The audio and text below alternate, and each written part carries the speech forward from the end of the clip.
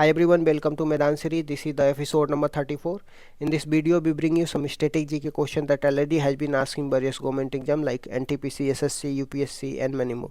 The topic I'll be cover here like national symbol, historical event, scientific fact, polity and geography.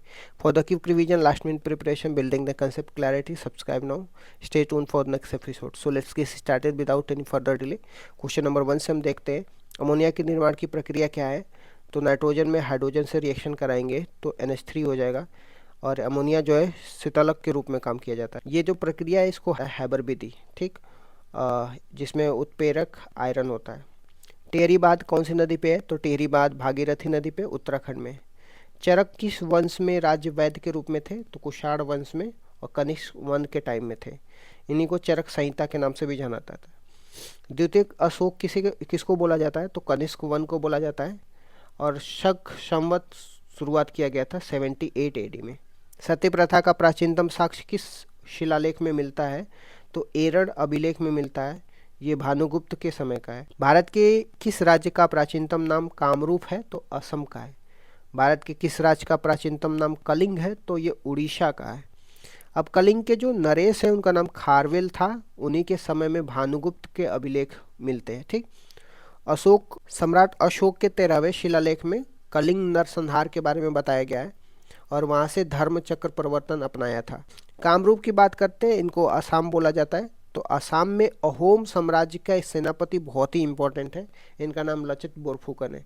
इनकी statue एक बना हुआ है अभी, तो स्टेचू ऑफ वेल्लोर के नाम से जाना जाता है। कहाँ पे? जोरहट असम में। तो कामरूप किसको बोला जाता है? असम को ही बोला जाता है। असम का पुराना नाम कामरूप था। असम में ही अहोम साम्राज्य के सेनापति का नाम लचित बोरफुकन है। स्टेचू ऑफ वेल्लोर उनका है जोरहट असम में। किस सम्राट ने अपनी राजधानी दिल्ली से दौलताबाद के लिए स्थानांतरित किया था? मोहम्मद बिन तुगलक ने। मोहम्मद बिन तुगलक की बात करते हैं तो इन्होंने सांकेतिक मुद्रा चलाया था और इन्हीं के दरबार में एक विदेशी ट्रेवलर भी आया था, उसका नाम इब्न बतूता था। कहाँ से आया था? मोरक्को से आया था। उसकी किताब का नाम रहला था। तो MBT के बारे में पहला तो इन्होंने सांकेतिक मुद्रा चलाया था, दूसरा इनके दरबार में विदेशी ट्रेवलर आया था, इसका नाम इब्न बतूता था मोरक्को से, और इसकी किताब का नाम रहला है। रचना दोआब किन नदियों के मध्य में है? तो ये चेनाब और रावी के बीच में रचना दोआब है। अर्थशास्त्र का पहला नोबेल पुरस्कार 1969 में दिया गया था। 1968 में इकोनॉमी को एस्टेब्लिशमेंट किया गया था। 2023 में अर्थशास्त्र का नोबेल पुरस्कार क्लाउडिया गोल्डिन को दिया गया है। पहले भारतीय जिन्होंने अर्थशास्त्र का नोबेल पुरस्कार पाया था, इनका नाम अमर्त्य सेन है। 1998 में मिला था।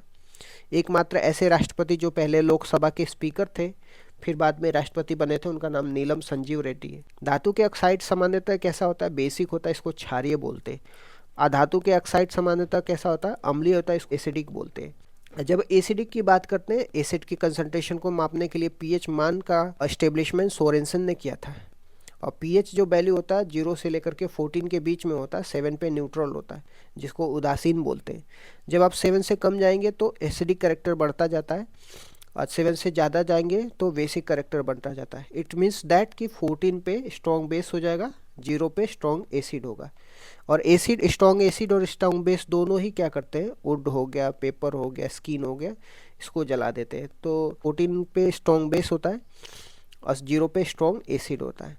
तो पीएच वैल्यू का मान हमें ध्यान में रखना होना चाहिए कि पीएच एक स्केल है जो एसिड के कंसंट्रेशन को मेजर करता है। इसको किसने दिया था? सोरेनसन ने दिया था। 0 से 14 के बीच में होता है, 7 पे न्यूट्रल होता है। 7 से कम जाएंगे तो एसिडिक करेक्टर बढ़ेगा, 7 से ज़्यादा जाएंगे तो बेसिक करेक्टर बढ़ेगा, ठीक। 7 पे न्यूट्रल या उदासीन बोलते हैं। ब्लड का पीएच कितना होता है? 7.4 होता है।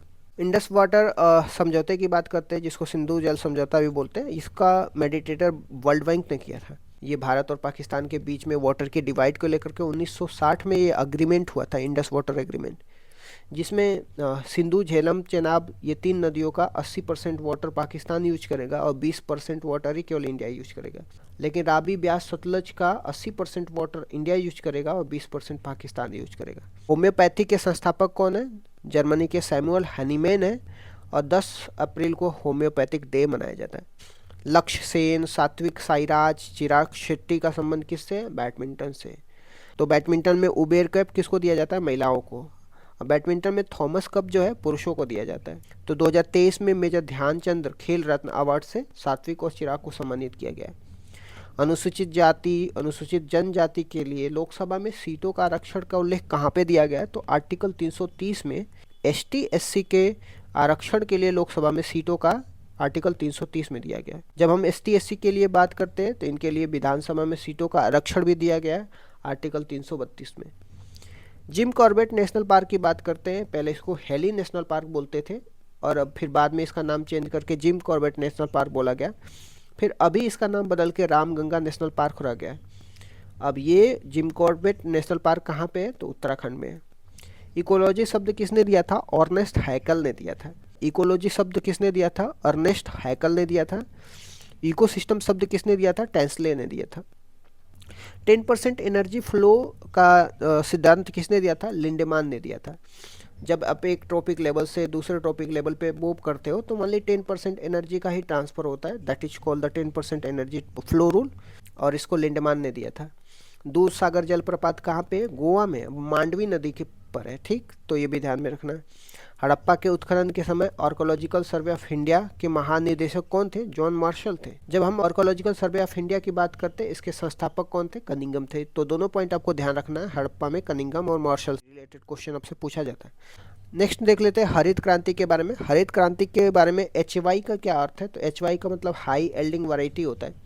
इसमें जो उच्च क्वालिटी के बीज का यूज किया जाता था ताकि प्रोडक्शन को बढ़ाया जाए। ठीक, जब हम हरित क्रांति की बात करें, इनके जनक पूरे वर्ल्ड में इन्होंने नॉर्मन बोरलॉग ने हरित क्रांति शब्द का जनक माना जाता है।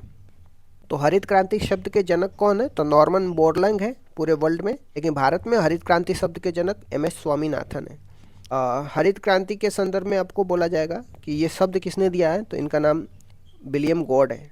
जलदापरा राष्ट्रीय उद्यान कहाँ पे है? वेस्ट बंगाल में है। किसे मास्टर दा के नाम से जाना जाता है? जिसने ब्रिटिश भारत में अप्रैल 1930 में चटगांव शास्त्रागार पर धावे का नेतृत्व किया था। तो इनका नाम सूर्य सेन था और ये वेस्ट बंगाल के रहने वाले। 1991 में औद्योगिक नीति के प्रारंभ होने के समय भारत के प्रधानमंत्री कौन थे? तो PV नरसिम्हा थे। और उसमें वित्त मंत्री कौन थे? इनका नाम मनमोहन सिंह था। ब्रह्मपुत्र नदी को बांग्लादेश में क्या नाम से जाना जाता है? जमुना के नाम से जाता है। संकीर्तन भारत के शास्त्रीय नृत्य की एक शैली है। कहाँ की? मणिपुर की। राज्यसभा की पहली बैठक कब हुई थी? 13 मई 1952 में हुई थी। जो रेप्टाइल होते हैं इनको कोल्ड ब्लडेड बोला जाता है। रेप्टाइल को सरीसृप बोला जाता है, इनको कोल्ड ब्लडेड बोला जाता है क्योंकि ये अपने बॉडी के टेम्परेचर को मेंटेन कर लेते हैं चेंज करके। सर्दियों में जब ये बिल में घुस जाते हैं तो उस समय अपनी बॉडी का टेम्परेचर मेंटेन कर लेते हैं। जो मनुष्य होते हैं जिसको हम स्तनधारी बोलते हैं, ये वार्म ब्लडेड होते हैं क्योंकि इनकी बॉडी का टेम्परेचर क्या होता है? फिक्स होता है, 37 डिग्री सेल्सियस होता है। पक्षी के हृदय में कितने चैम्बर होते हैं? 4 चैम्बर होते हैं। स्तनधारी के हृदय में कितने चैम्बर होते हैं? 4 चैम्बर होते हैं। मगरमच्छ के हृदय में कितने चैम्बर होते हैं? 4 चैम्बर होते हैं। मछली के हृदय में कितने चैम्बर होते हैं? 2 चैम्बर होते हैं। सरीसृप के हृदय में 3 चैम्बर होते हैं। लोकसभा के स्पीकर का उल्लेख कौन से आर्टिकल में दिया है? आर्टिकल 93 में लोकसभा के स्पीकर का उल्लेख किया गया है। दहन को जलना बोलते हैं, ये एक केमिकल चेंज है।